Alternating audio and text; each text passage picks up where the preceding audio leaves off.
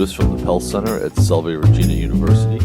This is the first in a series of podcasts we'll be getting at the Pell Center, looking at the research we're doing, big issues, and the work that people are doing on the Salve Regina University campus and in the community around us. Our first guest today is Francesca Spidalieri, Senior Fellow for Cybersecurity Leadership at the Pell Center. Francesca, thank you for being with us. Thank you, Jim. Good morning. We've got a lot that we want to talk about today, but let's start with the cyber leadership project that you lead here at the Pell Center. Tell us a little bit about what it is and what it's done.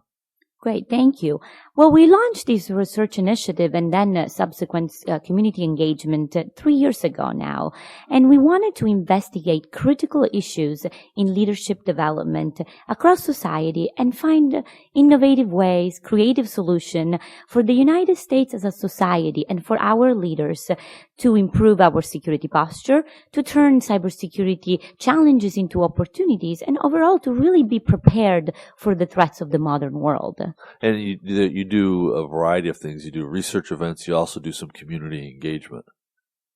Yes, the research again has been focused mostly on leadership issues, but also education, professionalization, ways to raise cybersecurity awareness. The community engagement have been dedicated mostly to the corporate community in Rhode Island and the broader region, and have been extremely successful again in raising awareness about the most common cybersecurity threats, but also in creating a community, an information sharing platform, and a ways for companies to learn from one another. And when we think about cybersecurity, we often think of it as a global challenge, but there really are specific local consequences and implications.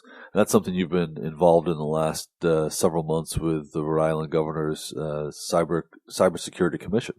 Correct. And actually the new study that we'll be discussing today was a result of some of the work that I've been doing for the commission. So Governor Gina Raimondo in May established a new cybersecurity commission to strengthen the cybersecurity posture of Rhode Island, to promote growth of cybersecurity across the state, and to develop a dedicated cybersecurity workforce.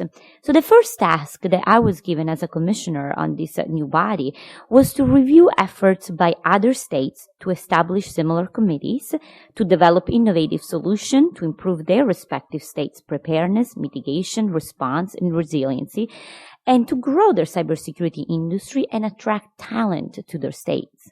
And where is the work of the Rhode Island Commission? Where does that stand? We have already published a first report with key recommendations to strengthen state agencies in Rhode Island, and a lot of those recommendations are already being implemented as we speak. Wow. So I would say that this commission can say to have been already productive and successful with the first steps. The next report is due December 1st and will deal mostly with economic development and the opportunities that Rhode Island has to grow an industry in this field. And so the study that the Pell Center is releasing today, State of the States on Cybersecurity, is in part an outgrowth of the work that you've done with the Governor's Commission. Tell us a little bit about what the study's main findings are. Well, so first of all, the study provides a snapshot of current levels of cyber readiness across different states in the United States. It is meant to highlight some of the best practices and creative solutions the state governments and their leaders have come up with to take advantage of existing assets and to better protect their critical infrastructure, promote information sharing, grow their cybersecurity industry, attract qualified talent. So for this study, I picked 8 states that have already recognized cybersecurity as an important key part of their plans. They are showing strong commitments to increase cybersecurity, and they understand the importance of resilience. So the 8 states that I picked are California, Maryland, Michigan, New Jersey, New York, Virginia, Texas, and Washington State. So these are the states that already have made progress on protecting their critical infrastructure, their networks. What are they doing right that other states could learn from? So great question. But before I actually tell you like some of the best practices, I love to discuss why we're looking at states. Sure. Because again, we read the news every day, and what we normally see it's hacks and data breaches of the private sector. We hear of big companies being breached on a daily basis. But government so far has been less affected by security breaches in the private sector. At least we've heard a little bit less about it until recently. Well, certainly at the state level we've heard less, but with the OPM breach and others at the federal hacks, level, it's a whole different question. But so if we think about it actually, and the OPM breach is a great example, the federal government, just like local and state governments, they hold informations of millions of people, and they depend on information communication technologies and the internet to provide a number of essential services to their citizens, to maintain critical infrastructure as public utilities, to share information across states and federal networks, and to make sure the first responders receive data when they need in crisis situation. Our entire critical infrastructure, let's not forget that, from the transportation system to the delivery of power to our financial system, is dependent on the internet today, and therefore is vulnerable to cyber attack. I don't think I realized, though, until I started the research for this report, how much of those critical infrastructure and information were in the hands or under the responsibility of states across the country. In fact, even if 90% of critical infrastructure is in the hands of the private sector, the critical infrastructure still sits under the jurisdiction of states. And they have a responsibility to protect, prevent, mitigate, and respond to cyber threats, usually through their emergency management agencies, but we're seeing all the different agencies playing a role there too. And states are actually becoming an increasing target of cyber threats, from data breaches to tax fraud to political hacktivism. And those are degrading our economy and threatening the safety of our citizens.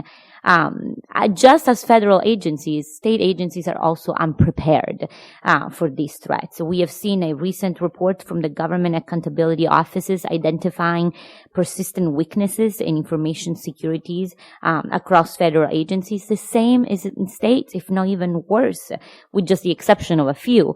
And only very few have actually put plans in place. And are those persistent vulnerabilities, do they have to do with outdated IT systems? Is it human error? Is it basic practices, or is it states aren't spending enough money on the latest antivirus software or network security product? It's certainly a combination of all those. 90% of breaches, whether in government or the private sector, happen because of human error. Yeah. So certainly states have not done enough. The federal government has done enough to train and educate their employees. So certainly that's number one. We also still depend on outdated system, and in the federal and state government, it's much harder and takes a lot longer to update those old system, and the private sector is doing much better in that sense because it doesn't have to go through the procurement process that the government has to. And then they're also becoming an increased target, actually, because of the information they hold, because of the critical infrastructure that sits under their jurisdiction. So there are everything from the skip kiddies in their basement trying to hack for the fun of it, to very sophisticated groups, criminal gangs around the world, looking after some of this information. Remarkable. So you teased me with the idea of there's things that these states are doing that others could learn from. What are some of the key takeaways there? So first of all, I think these states have been really smart in taking advantage of some of the assets they already had. And that's something Rhode Island is looking to do too. So among those strong assets that are common from all those states, I would say first and foremost is their charismatic, strong leadership, both at the gubernatorial level and their congressional delegation, in some cases the work of their appropriators. Their geographic location played a role, if you think about Maryland or Virginia proximity to the federal government, but also California, Silicon Valley, which has a presence of the tech industry that is now also paying more attention to cybersecurity.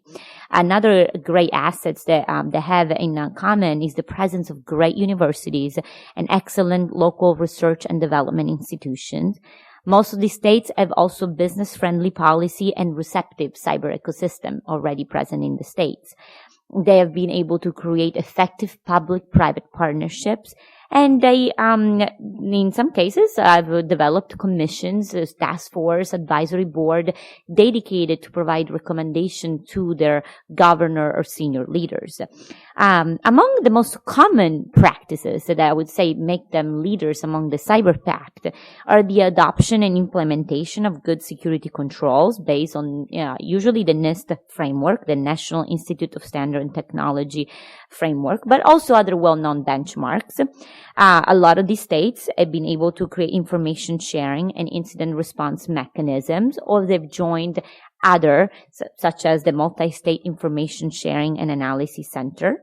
They have developed good incident response plans that are exercised and updated. So if something happens, they know what the outlines of their response should be. Hopefully, that's a plan, and it's part usually of their emergency management response and their homeland security preparedness. As I was saying earlier, some have also realized that they need to start with training and educating their employees, and they're doing so. Some of the more innovative and creative solutions that only one or two have so far adopted. For example, Michigan has actually developed a cybersecurity strategic plan, an overarching plan that looks at all the different agencies, all the different roles and functions of different bodies within the states. And so it creates an umbrella for all the other great initiatives that are promoting around the states with academia and the private sector. Some states have established specific cybersecurity offices and roles, such as Texas and New York. They've identified competent authority. They're responsible for the execution of the plan that they have in place. But those agency or specific person can also compel the other state agencies to follow those security controls and plans, which is really important. Others have created specific integration and information sharing hubs to facilitate the exchange of actionable intelligence between state agencies and critical industry and the federal government. We've seen New Jersey just launching their cybersecurity and communication integration cell that has a component of law enforcement, private sector, but also federal state agencies. Virginia launched the first ISAO, is an information sharing analysis organization. And we still have to see how successful these organizations are. They're new, but they certainly provide great example that state can promote information sharing before the federal government does something about it. They've also expanded the use of state National Guards units, and Rhode Island is looking into doing that as well. So National Guards are sometimes restrained from acting within the states in that sense, but they have incredible capability to combat cyber attacks and to respond to cyber incidents. Others are finally partnering practically and efficiently with industry, academia, federal agencies, not only to promote cybersecurity industry growth, but also to attract federal fundings for the local university and companies, to train the next generation of cybersecurity professionals, and to find solutions that they can apply it first at the state level and then hopefully to their companies and the federal government. So help me understand something here. So I understand why a bank might be hacked, or I can understand why consumer data would be hacked, right? Because there's a market, there's a black market in consumer data, and you can buy and sell that stuff on the dark web, and that I understand. That's not the kind of cybersecurity specifically that these state plans are responding to. They're talking about some sort of impact in the physical world, not just in zeros and ones in some computer program, right? Well, certainly the emergency management agencies and Homeland Security's offices are looking at the kinetic effect of some of these threats and how they could degrade our power grid and other utilities. And so they're preparing not only to respond, but to mitigate the threats. But at the same time, state agencies hold the same type of information that retailers and banks hold. And as you said correctly, those information have a value. Your birthday, your social security numbers, your financial, your medical records increasingly, so that you can impersonate somebody. You can receive medicine. You can receive medical procedures. So those agencies have actually the same information that your banks and your retailers are, and they are less protected actually. So it might be increasingly easier, and hackers know that, to hack into your state agencies and still exfiltrate those information in your bank that is building more security. Are state governments under the same? So Rhode Island here, just in the last year, passed a data breach notification law. And a number of other states have them as well, and there are varying different durations. There's talk about a federal bill as well that Congressman Langevin, Rhode Island's own, has been a champion of.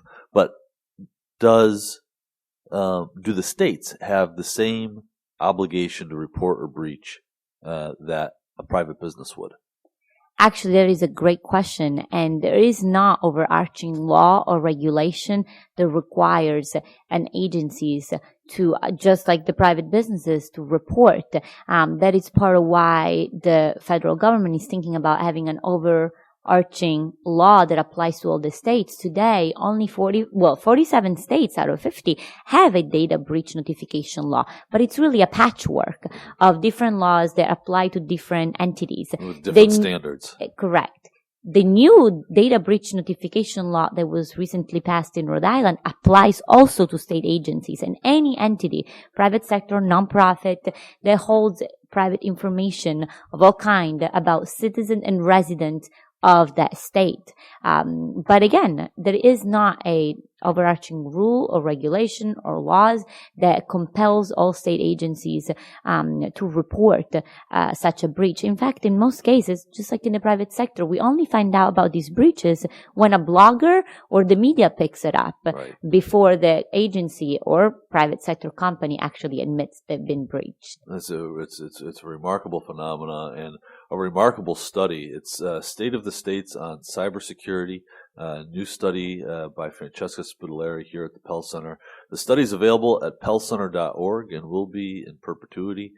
Francesca, thank you so much for all that you do for being with us today. Thank you. I hope that we continue to research and look into these issues and update the report.